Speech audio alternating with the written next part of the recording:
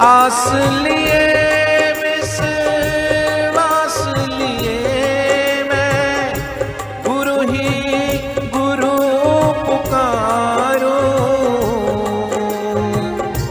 पंथी मुहार। हरिओम। जिस प्रकार आप देख रहे हैं कि यहाँ पर एक टोली सेवा के लिए तत्पर है, अलग अलग इलाकों में, अलग अलग जगह पर। जैसे भी हम पहले भी वीडियो में बता चुके हैं कि अलग अलग जगह हमारे चार जगह हमारे स्थान है मेन, जहाँ पर बहुत बड़ी हमारे पंडाल लगे हुए हैं।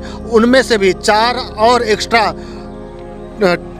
सेंटर हैं। तो ऐसे 8 जगह मुख्य केंद्र हैं, वहाँ से अलग अलग जगह सेवाधारी जाते हैं। तो ये एक सेवाधारी की टोली है।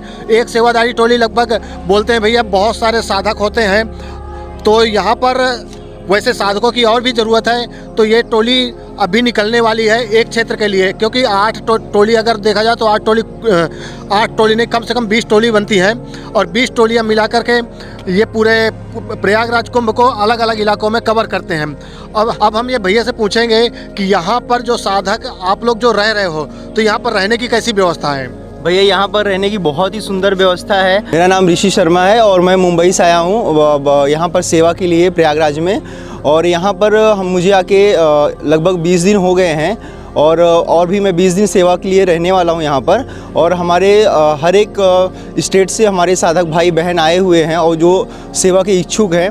और यहाँ पर इतना अच्छा सेवा हो रहा है कि प्रयागराज में कि हमारे गुरुदेव की जो सेवा है, ऋषि प्रसाद की, कैलेंडर की, लोक कल्याण सेतु की, दिव्य प्रेरणा प्रकाश की, ये लोगों तक पहुँच रही है। ये इसका सभी को लाभ मिल रहा है और लोगों में बहुत ही उत्साह देखने को मिल रहा है कि बापूजी का जो छवि है लोगों में अभी भी बहुत ही अच्छी है। और लोग बड़े उत्साह से बापूजी का कैलेंडर लेके अपने माथे पर स्पर्श कर रहे हैं और लोग ले रहे हैं। बहुत ही कम पैसों में यहाँ पे रहना, खाना, निवास बहुत ही अच्छी सुविधा में मिलती है।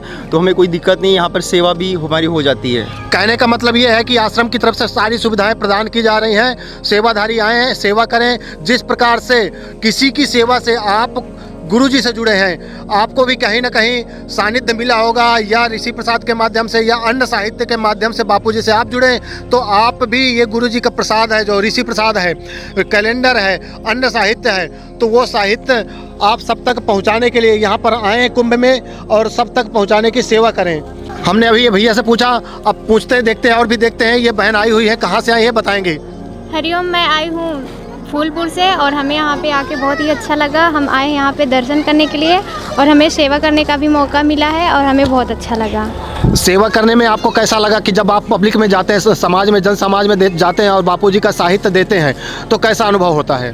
बहुत ही सुंदर अनुभव होता है। हमने पहले भी बताया था कि लोगों को बहुत जानने की इच्छा है कि गुरुजी कैसे हैं, उनके ऊपर षड्यंत्र कैसे लगा, लोग समझना चाहते हैं, बापू को जानना चाहते हैं। तो ये हम साहित्य लेकर के, जो हमारी टीम है, वो जन जन के मन में एक अपने गुरु की अच्छी छवि निखारने के लिए समाज में पहुंच रहे हैं। कुंभ में पहुंच करके लोग अपने गुरु को सब तक पहुंचाने के लिए आए हुए हैं। तो यहाँ पर दादाजी आए हुए हैं, तो इनसे भी बात करेंगे कि कैसा लग रहा है सेवा करने में।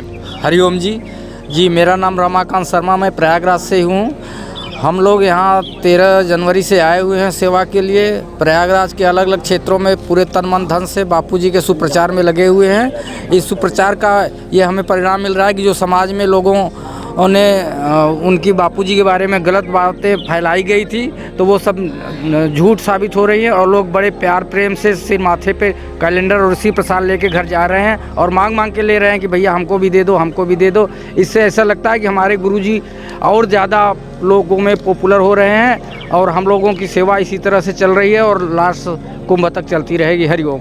बहुत सारे लोगों का प्रश्न है, बहुत सोशल मीडिया में भी, कि बापूजी को जमानत मिल गई है, तो क्या बापूजी कुंभ में आने वाले हैं, क्या कैसा?